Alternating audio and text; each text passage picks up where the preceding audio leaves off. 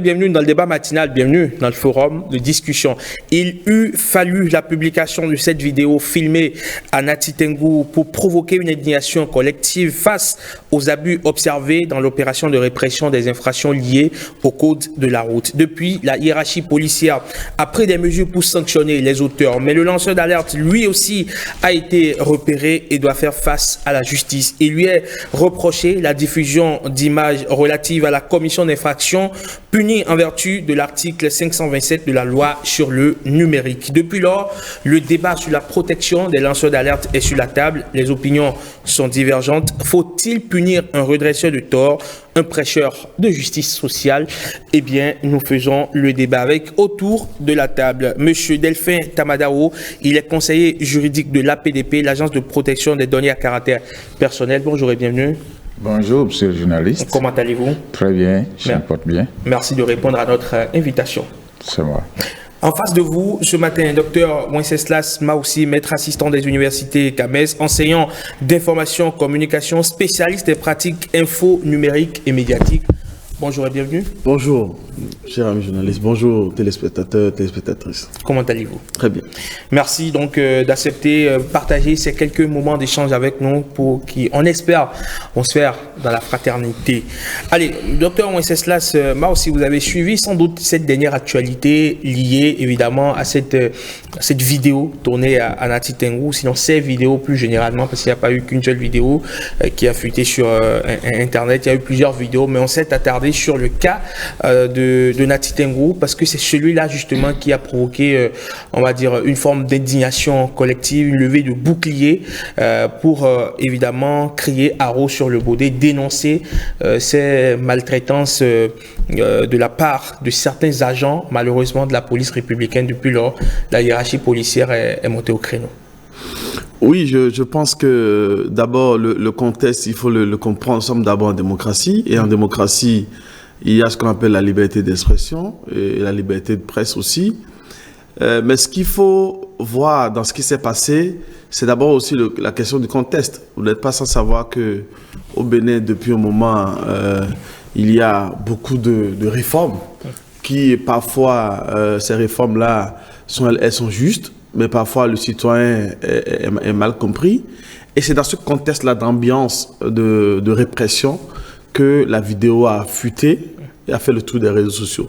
Ce que moi je vois, c'est pas la vidéo en elle-même, mais c'est non seulement le contexte, mais c'est ce qui est peut-être reproché à celui qui a fait fuiter la vidéo, c'est de ne pas suivre les démarches en matière donc de lancement d'alerte. C'est ce que je pense. Et donc, il n'est pas, dans l'absolu, il n'est pas autorisé, ni à un agent public, ni à qui que ce soit, en matière de respect des droits humains, de porter atteinte à l'intégrité d'une personne physique. Et de ce point de vue-là, quand on voit les scènes qui ont été projetées dans la vidéo, on se doit d'être indigné parce que c'est la personne humaine qui est attaquée. Et ainsi encore, on voit des forces de l'ordre. Il n'est pas aussi du ressort des forces de l'ordre donc de détruire un individu, à porter atteinte à son intégrité physique, mais de le protéger. Je crois que cet ensemble de choses, vues dans la vidéo et le contexte dans lequel le citoyen est en train d'être protégé contre lui-même, quand on parle du code de la route, on fait qu'il y a eu des indignations vis-à-vis de ce qui a été fait. Et vous avez vu que le procureur, de mon point de vue, si même la vidéo n'avait pas fait le tour viral, le procureur devait s'en saisir, et c'est ce qui s'est fait, et les agents ont été pour le moment en détention, y compris même la personne qui a fait fuiter la vidéo. Monsieur Tamadao, quel est le commentaire que vous avez à faire sur cette situation qui met tout de même en évidence la question de la protection des lanceurs d'alerte? Merci, monsieur le journaliste. Permettez-moi, avant d'aborder le sujet, de dire que l'APDP, c'est l'autorité et non l'agence. D'accord, l'autorité. L'autorité de protection des données personnelles. D'accord, l'autorité. J'exprime également ma compassion pour le citoyen qui a été victime, disons, de cette bavure policière, de la part de notre police républicaine, ceux qui sont chargés de nous protéger. Ce sont de l'autre côté, ce sont nos parents. De l'autre côté également, ce sont également nos parents. Alors, pour en revenir au contexte, le professeur l'a dit, la police est chargée de protéger la vie des citoyens, d'assurer l'ordre, la sécurité, la vie des citoyens.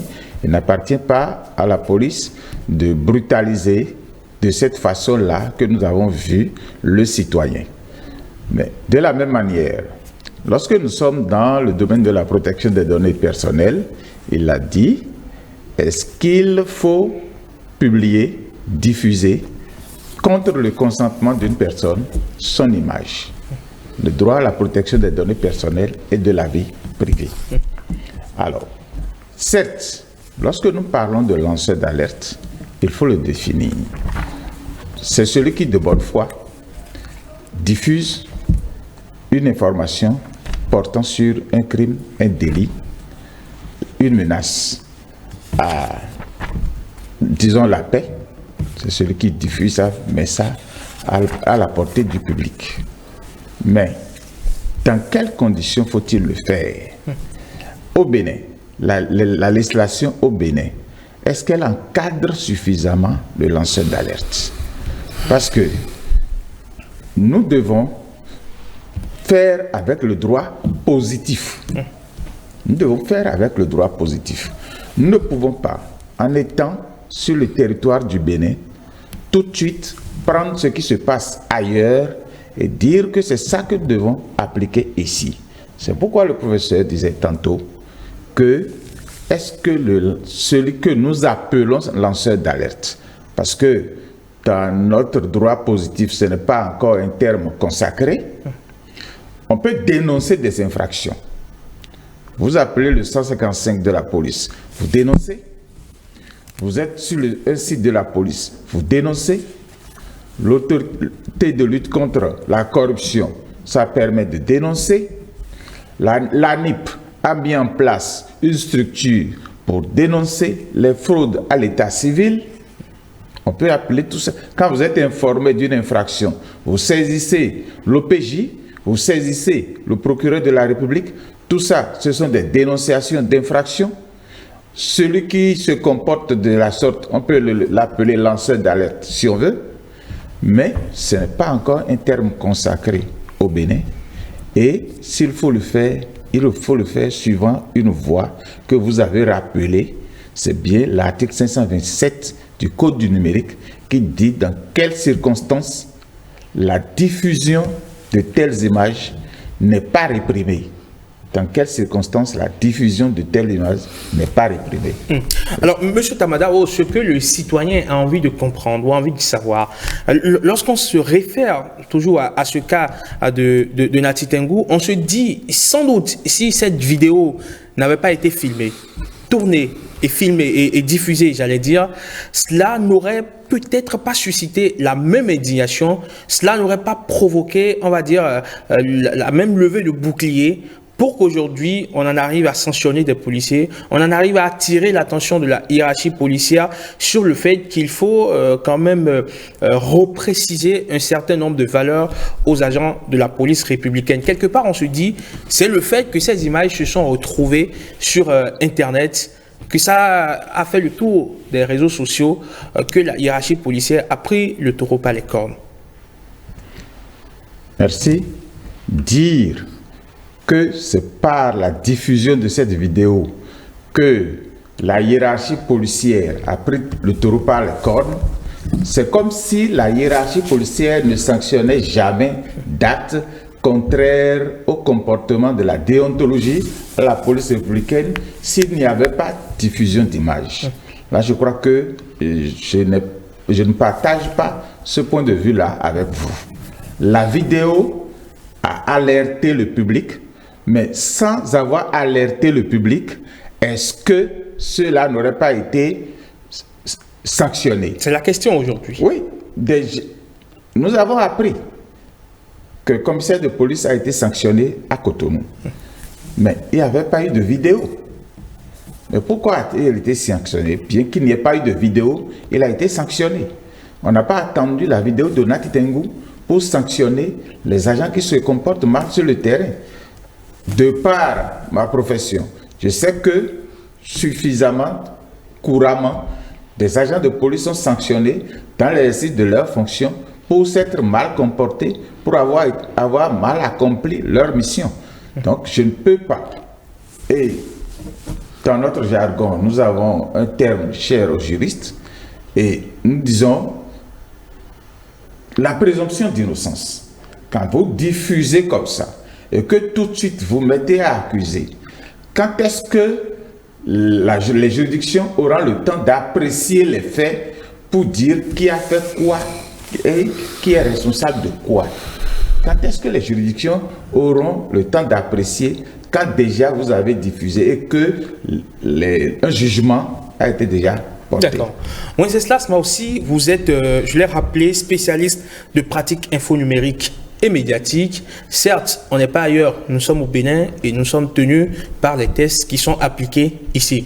Mais lorsqu'on essaie de faire une comparaison entre ce qui s'est passé ici et ce qui s'est passé ailleurs, notamment aux États-Unis avec l'affaire George Floyd, où c'est un citoyen américain qui a filmé la vidéo de l'arrestation donc musclée de George Floyd qui a conduit à son décès, qui a mis sur les réseaux sociaux, et toute l'Amérique s'en est saisie, toute l'Amérique s'en est indignée. On n'a jamais appris, par exemple, que ce citoyen a été appréhendé pour diffusion d'images, de données à caractère personnel et tout. On se dit ici, on aurait quand même pu comprendre les visées, ou du moins, on aurait quand même pu comprendre la bonne foi de cette personne, de ce citoyen qui a filmé cette vidéo, sans doute pas dans un but punitif, pas dans un but de nuisance, mais pour alerter. Bon, moi, je pense qu'il faut d'abord situer les contextes, comme vous avez dit. Le Bénin n'est pas les États-Unis. Les États-Unis, ce n'est pas le Bénin. Les États-Unis, c'est des siècles de démocratie. Et le Bénin, c'est à peu près une trentaine d'années de démocratie aussi. Et nous, notre démocratie est en chemin. Mais quand on prend tout chose étant égal par ailleurs sur les principes, le lancement d'alerte participe à la vie de la démocratie. On ne peut pas avoir une démocratie où on promet la transparence. On ne peut pas avoir une démocratie où on promet la bonne gouvernance et un certain nombre d'éléments qui vont avec, et refuser d'admettre et d'avoir dans son droit positif la protection des lanceurs d'alerte. C'est là qu'il faut aller, vers là qu'il faut aller. Mais de constater que ce qui est passé, il y a manqué quelques précautions. Vous savez, par exemple, pour lancer une alerte, il y a trois niveaux. Et donc, c'est peut-être ce qui est reproché à ce lanceur d'alerte que je considère un lanceur d'alerte sui generis, parce que je ne savais pas s'il était de profession lanceur d'alerte ou si... Est-ce que le lancement d'alerte est une profession? Ah oui, c'est une profession. Est-ce qu'on se forme pour cela? On se forme pour cela, on se dédie pour ça. Pas forcément, c'est un peu comme si aujourd'hui nous avons les community managers, les web activistes, les journalistes. Le lanceur d'alerte aujourd'hui, par ailleurs, il est protégé. C'est connu comme tel. Et comme l'a dit M. Tamandaro, c'est d'abord quelque chose qui est fait de façon désintéressée, de bonne foi et pour l'intérêt public. Donc, quand on va dire que c'est peut-être une profession, c'est peut-être trop dire, mais c'est structuré, c'est organisé. Il y a un mot qu'on met sur celui qui est lanceur d'alerte.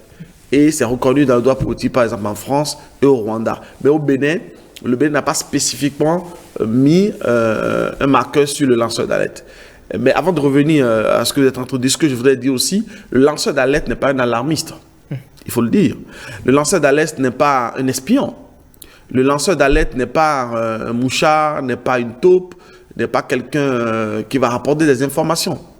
Le lanceur d'alerte, parce que tous ceux-là font des choses de façon intéressée. Celui qui est alarmiste le fait pour booster sa personnalité, pour montrer qu'il défend une cause.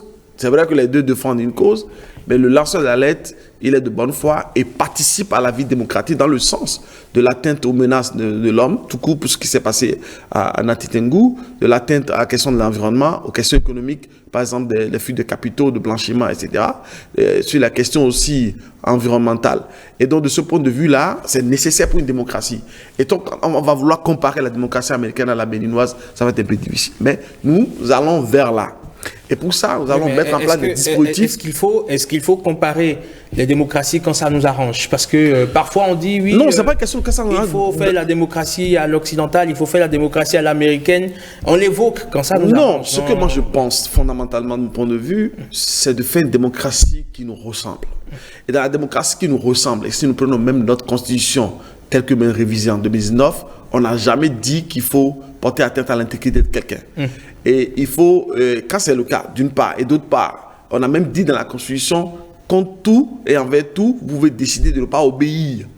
Et quand je regarde ça, pour protéger nos citoyens, et quand je vois des forces de l'ordre en tenue de la République détruire un individu, porter atteinte à son intégrité, je veux dire, lui porter des coups violemment, je suis en droit en tant que citoyen de le dénoncer. Et si j'ai un moyen à bord aujourd'hui qui est le smartphone, le téléphone, pour récupérer l'image, pour servir de preuve, je peux le faire.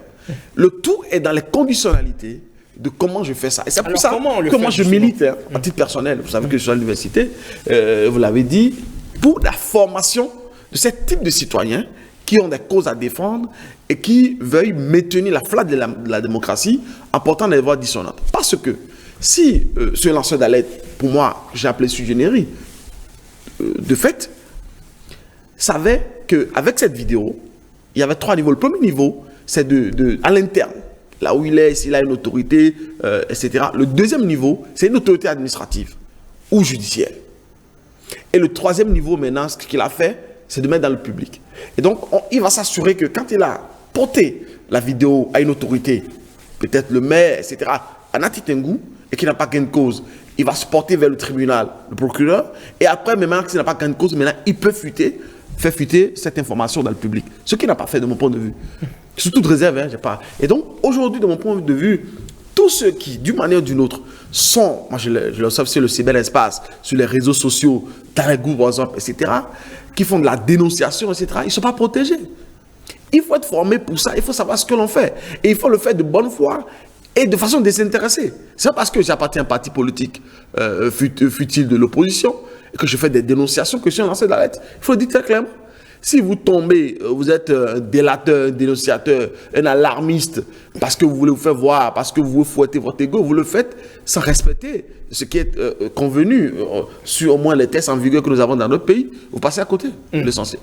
Donc moi je pense, la démocratie, oui, la démocratie qui nous ressemble, c'est-à-dire la démocratie qui respecte les tests que nous avons, mais aussi une démocratie qui reste dans le sens du bien commun, de la bonne gouvernance, de la transparence, etc. C'est faisable. Je pense, depuis des années, à titre personnel, j'avais quand même dénoncé certaines choses, jamais été inquiété. Il faut les formes requises, il faut les contextes, le format requis pour faire de la dénonciation, si quand même on veut même se comporter comme lanceur d'alerte. J'avais fait un papier, si vous voulez, pour terminer, sur les acteurs de la participation en ligne en tant que covidien, et j'avais remarqué qu'il y avait des Béninois, des web activistes, qui se comportaient comme des lanceurs d'alerte. Je peux vous dire que ce qu'ils ont fait à l'époque, je ne veux pas citer forcément la cause qui défendait certaines causes environnementales, ça avait porté. Mais à un moment donné, quand ils ont outrepassé, ils se sont retrouvés en prison. Après, on les a libérés.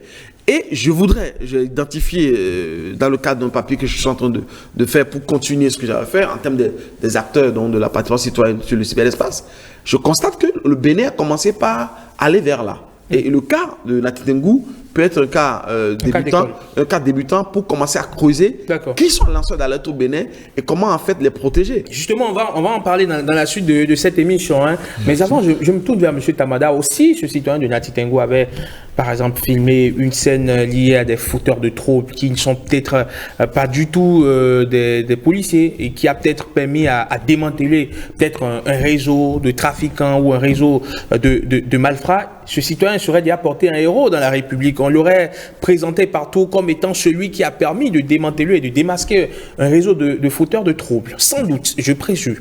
C'est une présomption qui ne tient pas la route. D'accord. Parce que ça contredit complètement ce que vient de dire le professeur. Il a été suffisamment clair sur les conditions pour être lanceur d'alerte. Sur les conditions pour filmer une image montrant un crime et aller le porter à qui de droit.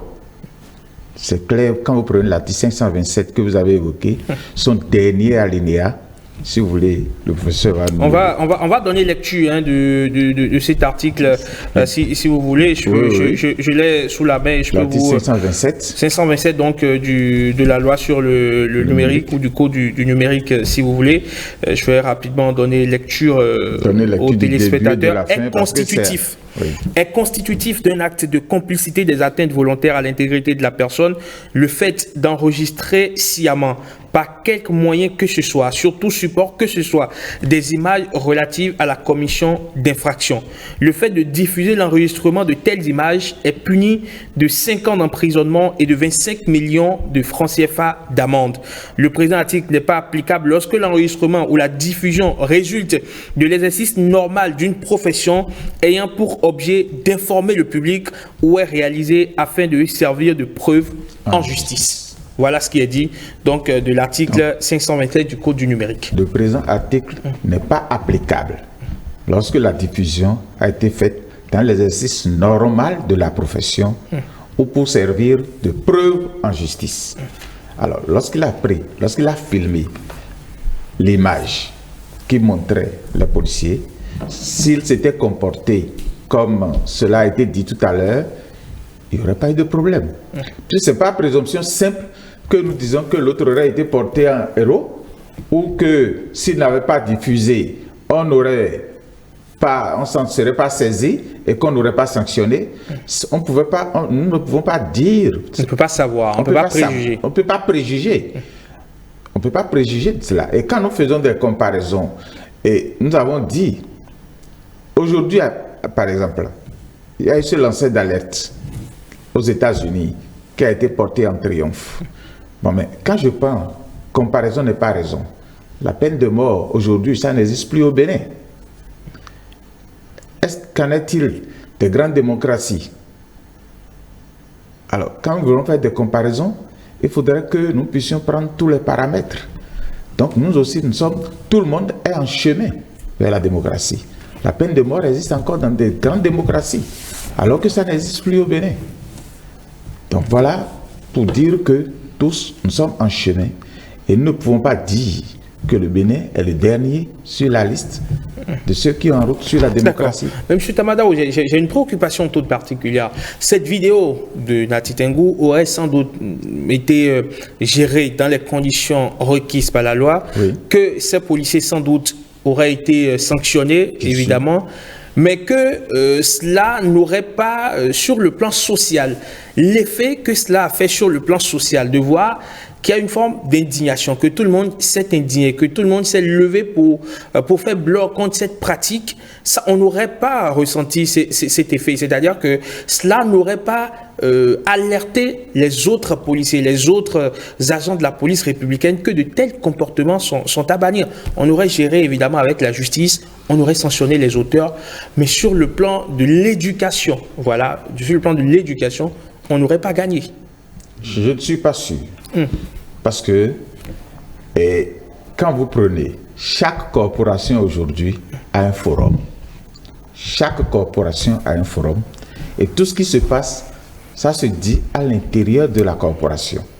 C'est sûr que la hiérarchie policière informée aurait alerté tous les autres policiers pour dire, faites attention, tel que vous vous comportez, ce n'est pas conforme à la déontologie, mais il l'a dit. Est-ce que nous sommes là pour alarmer? Est-ce qu'il faut être alarmiste? À la limite, est-ce que nous sommes là pour inciter à la rébellion? Est-ce que si les policiers que nous dénonçons violemment aujourd'hui, s'ils décident de se retirer de nos villages, qu'est-ce que nous devenons? Faut-il jeter le bébé avec l'eau du bain? Parce que là est la question. Et la question aussi est que quelqu'un qui pensait faire œuvre utile se retrouve aujourd'hui à, pourquoi pas, encourir 5 ans d'emprisonnement et 25 millions de francs CFA d'amende. Est-ce que cela n'émousserait pas des ardeurs futures? Merci. Merci. Et nous sommes en droit. Nous sommes en droit. J'ai parlé tantôt de la présomption d'innocence. Je parlerai de circonstances atténuantes et de circonstances aggravantes. C'est pourquoi il faut laisser les professionnels de chaque secteur s'occuper du secteur. Et pour les praticiens du domaine, quand ils prennent leurs décisions, ils disent toujours sous toute réserve. Les informations que je n'ai pas pu avoir, les pièces que je n'ai pas pu avoir dans ce dossier, et vous êtes mieux placé que moi pour savoir ce qu'on appelle le photomontage. Vous êtes mieux placé que moi. Absolument. On en a connu dans ce pays. Les deepfakes aussi qui s'intensifient. On en a connu dans ce pays et tous, on avait cru que c'était vrai ce qui avait été montré. Ou quelqu'un était très malade, était à l'article de la mort. Alors que c'était un photomontage. Alors, sous toute réserve, même je crois à la photo de Nati Tengu. J'y ai cru. Mais ça aurait pu être un montage. Ça aurait pu être un montage. N'est-ce pas? Donc, c'est pourquoi laissons chacun, le communicateur, laissons-le dans son domaine pour qu'il s'occupe de la communication. Aujourd'hui où tout le monde, excusez-moi, est devenu journaliste, qu'est-ce que ça donne? Déjà dans votre domaine où tout le monde est devenu journaliste, qu'est-ce que ça donne sur le terrain? Est-ce que ce n'est pas un peu le prolongement du fait que tout le monde soit devenu journaliste qui fait que tout le monde veut devenir lanceur d'alerte, donc alarmiste? Est-ce qu'il ne faudrait pas arrêter la saignée et laisser chacun faire son travail? D'accord, très bien. Alors, Wenceslas m'a aussi, comme je demandais tout à l'heure à M. Tamadao, est-ce que justement le fait que ce citoyen aujourd'hui court une peine d'emprisonnement assortie d'une amende ne risque pas d'étouffer, donc on va dire, des actions spontanées dans le futur? Non, je ne pense pas. C'est symbolique de mon point de vue et c'est peut-être pour faire respecter certains normes le droit. Mais ça ne va pas émousser les ardeurs. Regardons bien le contexte aussi. Hein. C'est un contexte de contestation, c'est un contexte comme l'a dit un peu M. Tamandaro, de fabrique de tout de n'importe quoi dans cette société de simulacre, où en dehors de ce que lui là, il a révélé là, qui de mon point de vue est vrai, puisque les gens sont en détention, demain, quelqu'un peut se lever, fabriquer dans sa chambre une vidéo ou remonter une vidéo. Un deepfake, là je vais préciser ça, c'est-à-dire que c'est un semblant donc, de fait en profondeur et fait diffuser, et ça va faire le tour des réseaux sociaux. On va penser comme vrai. Et donc, dans cette période de désinformation, il faut faire attention à cela. Mais, comme je vous le disais dans mes travaux que je suis en train de faire, j'ai déjà constaté que la question de lanceur d'alerte est une question préoccupante. Et si notre démocratie devrait évoluer, nous devrions encourager les lanceurs d'alerte et aussi mettre en place des dispositifs à la fois réglementaires et législatifs pour les protéger. Donc moi, je ne pense pas que... C'est parce qu'au fond, il faut éviter l'émotionnel. Hein? Il faut éviter l'émotionnel que nous avons aujourd'hui sur le cyberespace. Et vous savez, les réseaux sociaux numériques, c'est le summum de l'émotionnel. Et c'est que les gens ont voulu utiliser à un moment donné pour faire mal, que ce soit sur le plan politique, ou sur le plan économique, ou sur le plan religieux. Et c'est ce qui s'est passé aussi. Et donc, il faut aller au-delà de ça. Il faut comprendre que la démocratie rime parfois avec les lanceurs d'alerte, c'est-à-dire des gens, comme vous avez dit tout à l'heure, des empêcheurs de dormir en rond, qui vont trouver, ou des emmerdeurs, mais qui sont suffisamment formés et informés. Pas qu'ils le font pour leur ego simplement, mais ils défendent de vraies causes. Et j'en trouve de plus en plus. Sauf que dans mes analyses, c'est que parfois, leurs dénonciations sont mêlées à des alarmes, leurs dénonciations sont mêlées à des ressentis, parce qu'ils ont été proches de partis politiques, etc.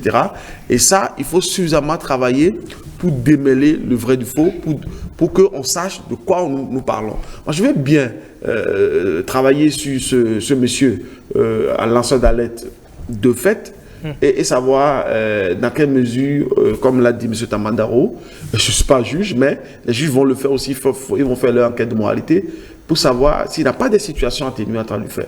Parce que ce qu'il a dénoncé n'est pas une mauvaise chose. Juste les conditions dans lesquelles ça a été dénoncé et qui ont fait qu'aujourd'hui on l'a interpellé.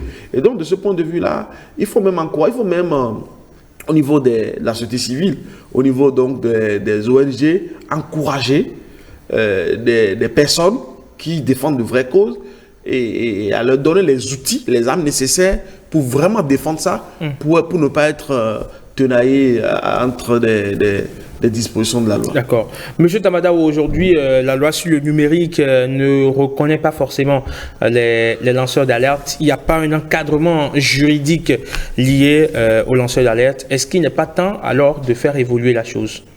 Merci. On ne parlera pas seulement de la loi sur le numérique. Il n'appartient pas. La loi sur le numérique protège les données personnelles. C'est spécifique à la protection des données personnelles et de la vie privée. D'accord. S'il faut encadrer le lancement d'alerte, ça sera peut-être un autre test de portée générale qui va prendre tous les paramètres pour le lancement d'alerte. Et je crois que ce travail appartient à tout le monde. Le professeur d'université qui est en train de faire des travaux, le magistrat qui juge, chacun doit contribuer, le législateur qui vote les lois. Je crois que cette situation peut être une opportunité pour que nous réfléchissions davantage à comment faire évoluer. Parce qu'il faut reconnaître une chose, nos parents, pour la plupart, c'est des illettrés, disons-le. Nos parents sont des analphabètes. Vous aurez beau le sanctionner ou autre, et ils vont continuer à filmer, hein? Ils vont continuer à filmer. Mais si nous encadrons et que nous le leur expliquons, là, ils vont mieux participer à l'évolution de la démocratie. Pensez-vous pas qu'il y a urgence aujourd'hui de légiférer sur la question des lanceurs d'alerte? Cela va sans dire. Il y a urgence à légiférer. Et là, je crois que le législateur nous écoute, nous entend. Et les chercheurs nous écoutent, nous entendent. Et il faut aller vite pour que le citoyen sache ce qu'il faut faire de ce qu'il ne doit pas faire. Alors, c'est cela, moi aussi, en l'absence malheureusement de cadre juridique d'une profession en griffe qui existe déjà, comment est-ce qu'on se prémunit? C'est ce que j'ai commencé à dire. Il faut suffisamment, quand on sait qu'on veut défendre une cause, on veut évoluer dans un champ, il faut se documenter. Il faut savoir réellement les exigences de ce champ-là, quelles sont les qualités qui sont attendues du lanceur d'alerte, quels sont le mode opératoire, quel est le mode opératoire. Il fait suivre des formations, qu'elles soient en ligne ou en présentiel, se faire inviter par exemple sur dans d'autres regroupements. Ailleurs, en Afrique, il existe le réseau des lanceurs d'alerte.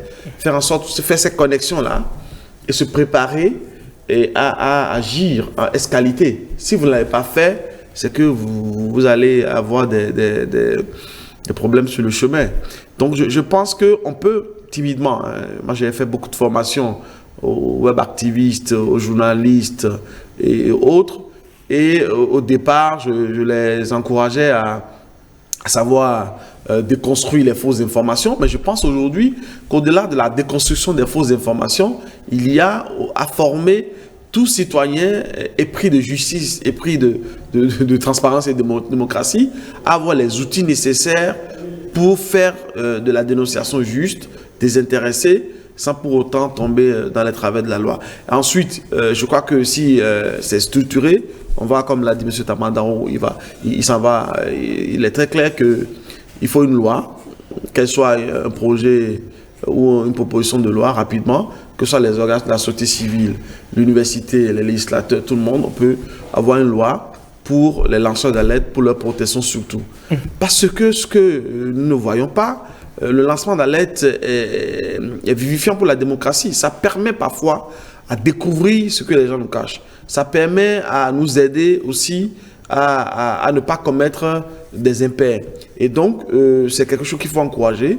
Et de mon point de vue, il s'avère nécessaire de chercher même à transformer ceux qui sont web activistes, parfois alarmistes, j'en ai vu des temps sur la toile, à leur expliquer que c'est bien ce que vous faites déjà, mais si vous avez envie d'aller plus loin et d'être lanceur d'alerte et peut-être de ressembler à Edward Snowden aujourd'hui qui est russe,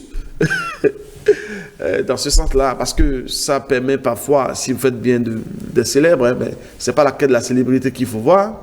Si vous voulez bien faire, défendre ces causes-là, il vous faut vous doter des armes, d'être pétri de tous les éléments, de tous les rouages, et d'avoir parfois, ce que moi j'ai trouvé dans notre société aujourd'hui, beaucoup de tact, beaucoup de prévenance pour ne pas... Alors, quand on parle est-ce qu'il peut y avoir lanceur d'alerte sans réseaux sociaux?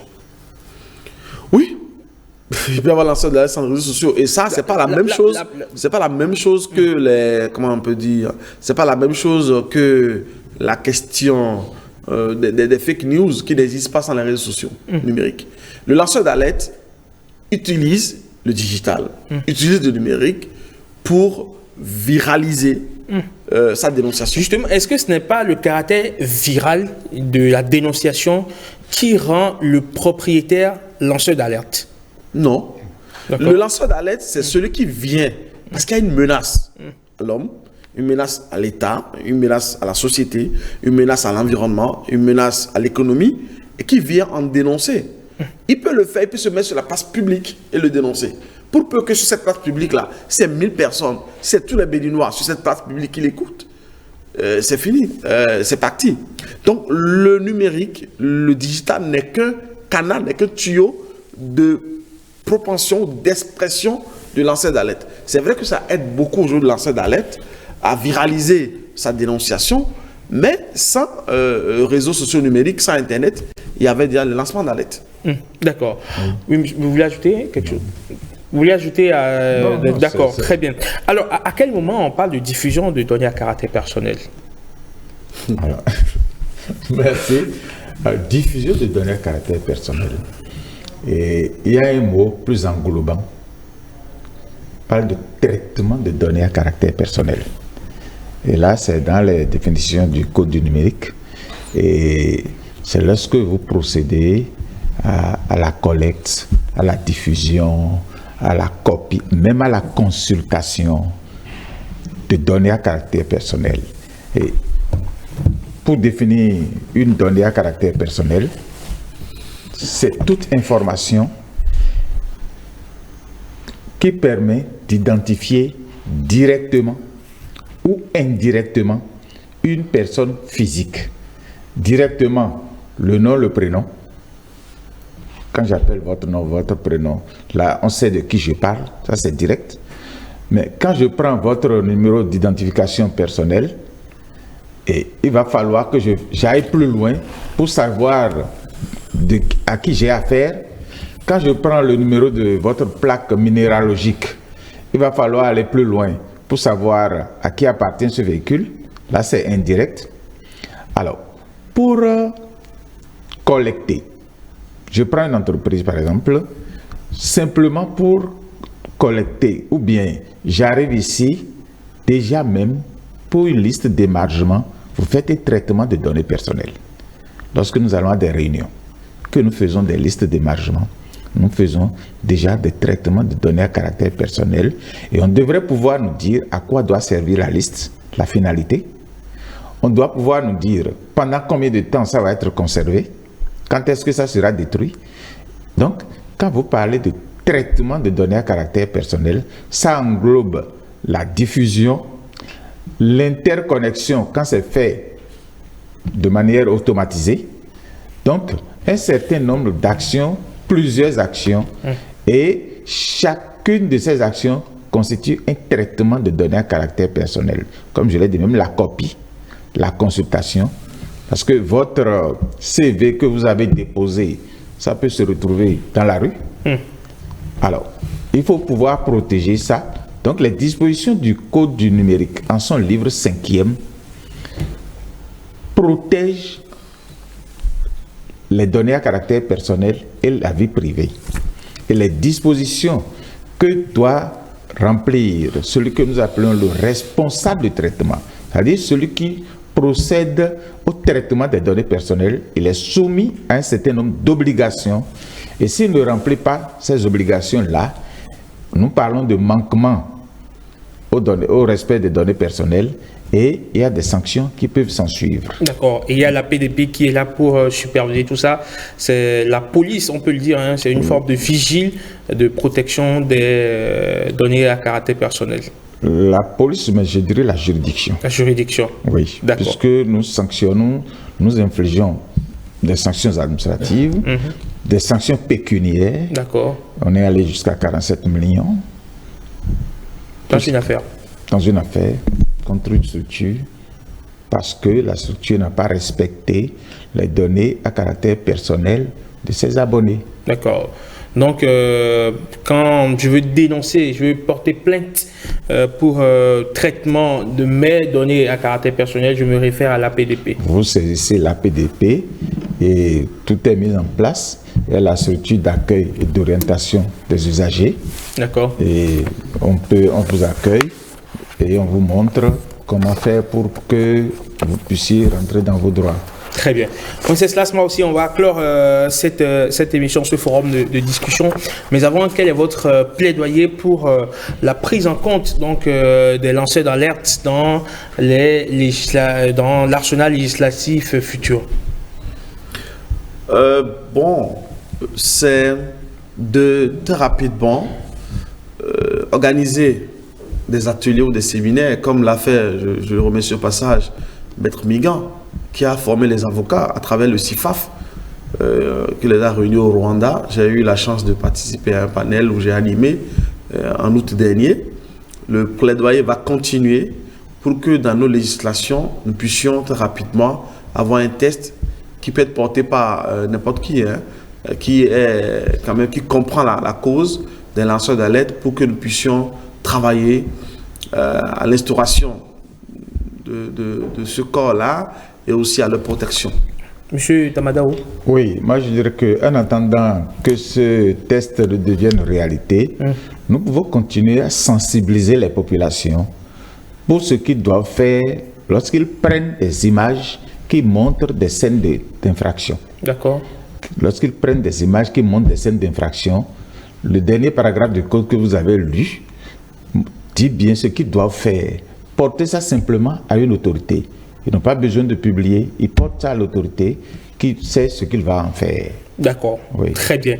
Merci beaucoup, M. Delphin Tamadao. Vous êtes conseiller juridique donc, de l'APDP, l'autorité de protection des données à caractère personnel. Merci, Wenceslas Mapsi, maître assistant des universités CAMES, enseignant d'information et communication, spécialiste des pratiques info numériques et médiatiques. Merci d'avoir mené le débat, la réflexion avec nous.